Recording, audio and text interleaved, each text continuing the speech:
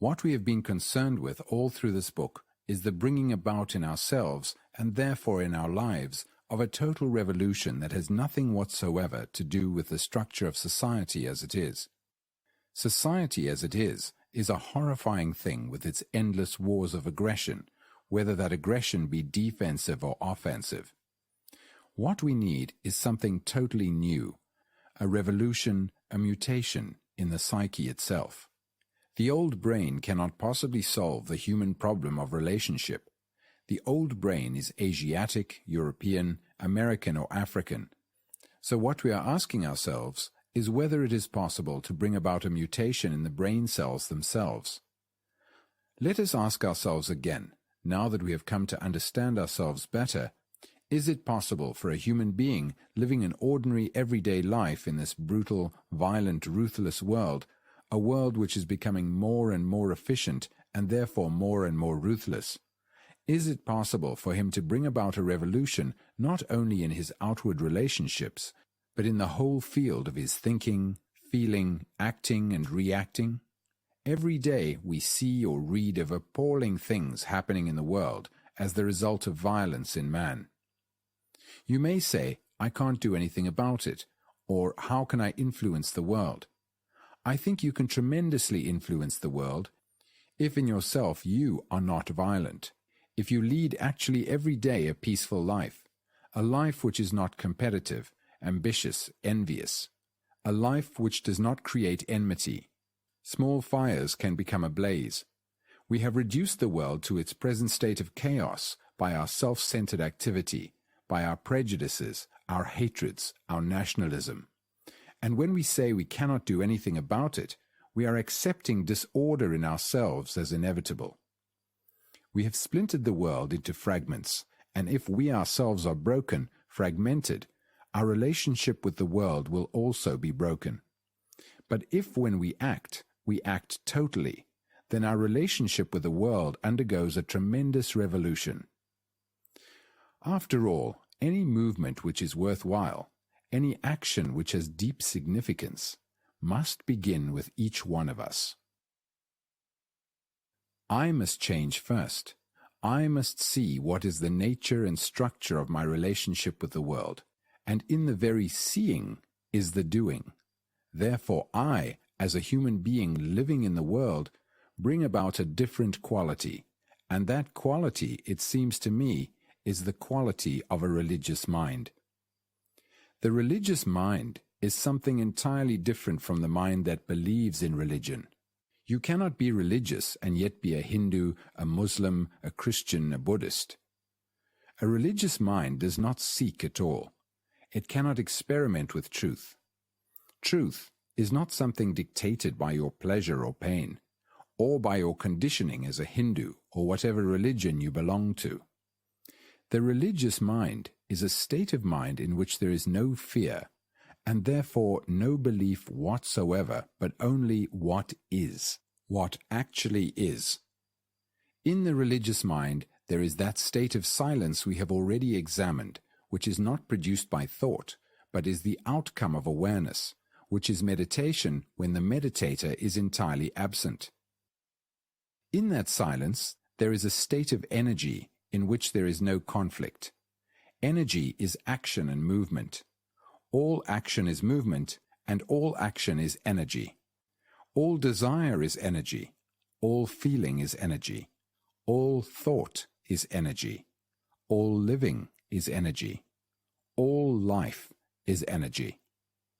If that energy is allowed to flow without any contradiction, without any friction, without any conflict, then that energy is boundless, endless. When there is no friction, there are no frontiers to energy. It is friction which gives energy limitations. So, having once seen this, why is it that the human being always brings friction into energy? Why does he create friction in this movement we call life? Is pure energy, energy without limitation, just an idea to him? Does it have no reality? We need energy not only to bring about a total revolution in ourselves, but also in order to investigate, to look, to act. And as long as there is friction of any kind in any of our relationships, whether between husband and wife, between man and man, between one community and another, or one country and another, or one ideology and another, if there is any inward friction or any outward conflict of any form, however subtle it may be, there is a waste of energy. As long as there is a time interval between the observer and the observed, it creates friction, and therefore there is a waste of energy. That energy is gathered to its highest point when the observer is the observed, in which there is no time interval at all. Then there will be energy without motive, and it will find its own channel of action because then the I does not exist. We need a tremendous amount of energy to understand the confusion in which we live, and the feeling I must understand brings about the vitality to find out. But finding out, searching, implies time, and as we have seen, gradually to uncondition the mind is not the way. Time is not the way. Whether we are old or young, it is now that the whole process of life can be brought into a different dimension. Seeking the opposite of what we are is not the way either, nor is the artificial discipline imposed by a system, a teacher, a philosopher or priest. All that is so very childish. When we realize this, we ask ourselves, is it possible to break through this heavy conditioning of centuries immediately and not enter into another conditioning, to be free so that the mind can be altogether new, sensitive, alive, aware, intense, capable? That is our problem. There is no other problem, because when the mind is made new, it can tackle any problem. That is the only question we have to ask ourselves. But we do not ask. We want to be told. One of the most curious things in the structure of our psyche is that we all want to be told because we are the result of the propaganda of 10,000 years. We want to have our thinking confirmed and corroborated by another, whereas to ask a question is to ask it of yourself. What I say has very little value. You will forget it the moment you shut this book, or you will remember and repeat certain phrases, or you will compare what you have read here with some other book, but you will not face your own life. And that is all that matters, your life, yourself, your pettiness, your shallowness, your brutality, your violence, your greed, your ambition, your daily agony and endless sorrow.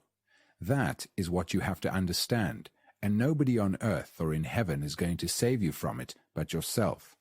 Seeing everything that goes on in your daily life, your daily activities, when you pick up a pen, when you talk, when you go out for a drive, or when you are walking alone in the woods, can you with one breath, with one look, know yourself very simply as you are? When you know yourself as you are, then you understand the whole structure of man's endeavor, his deceptions, his hypocrisies, his search. To do this, you must be tremendously honest with yourself throughout your being.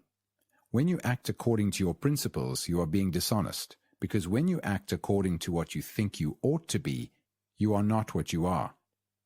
It is a brutal thing to have ideals. If you have any ideals, beliefs, or principles, you cannot possibly look at yourself directly. So can you be completely negative, completely quiet, neither thinking nor afraid, and yet be extraordinarily, passionately alive? That state of mind, which is no longer capable of striving, is the true religious mind. And in that state of mind, you may come upon this thing called truth or reality or bliss, or God or beauty or love. Please understand that very simple fact. It cannot be invited, it cannot be sought after, because the mind is too silly, too small, your emotions are too shoddy, your way of life too confused for that enormity, that immense something, to be invited into your little house, your little corner of living which has been trampled and spat upon. You cannot invite it. To invite it, you must know it, and you cannot know it. It doesn't matter who says it. The moment he says, I know, he does not know. The moment you say you have found it, you have not found it. If you say you have experienced it, you have never experienced it. Those are all ways of exploiting another man. your friend, or your enemy. One asks oneself then whether it is possible to come upon this thing without inviting, without waiting, without seeking or exploring, just for it to happen like a cool breeze that comes in when you leave the window open. You cannot invite the wind, but you must leave the window open, which doesn't mean that you are in a state of waiting. That is another form of deception. It doesn't mean you must open yourself to receive. That is another kind of thought. Haven't you ever asked yourself why it is that human beings lack this thing? They beget children, they have sex, tenderness, a quality of sharing something together in companionship, in friendship, in fellowship. But this thing, why is it they haven't got it? Have you ever wondered lazily on occasion when you are walking by yourself in a filthy street, or sitting in a bus, or are on holiday by the seaside, or walking in a wood with a lot of birds, trees, streams, and wild animals? Hasn't it ever come upon you to ask why it is that man, who has lived for millions and millions of years, has not got this thing, this extraordinary unfading flower? Why is it that you, as a human being, who are so capable, so clever, so cunning, so competitive, who have such marvelous technology, who go to the skies and under the earth and beneath the sea and invent extraordinary electronic brains, why is it you haven't got this one thing which matters? I don't know whether you have ever seriously faced this issue of why your heart is empty.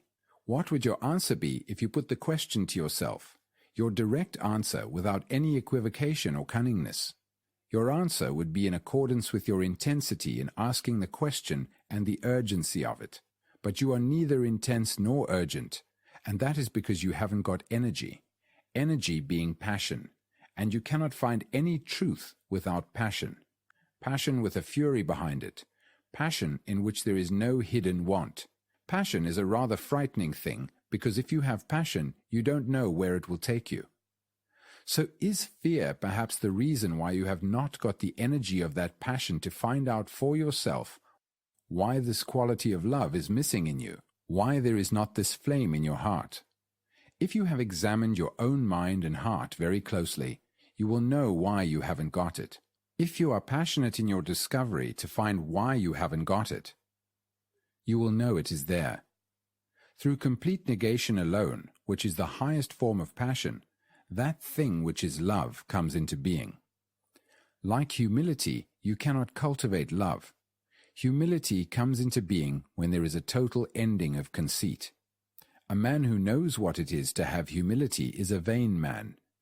In the same way, when you give your mind and your heart, your nerves, your eyes, your whole being to find out the way of life, to see what actually is and go beyond it, and deny completely, totally the life you live now, in that very denial of the ugly, the brutal, the other comes into being. And you will never know it either. A man who knows that he is silent, who knows that he loves, does not know what love is or what silence is.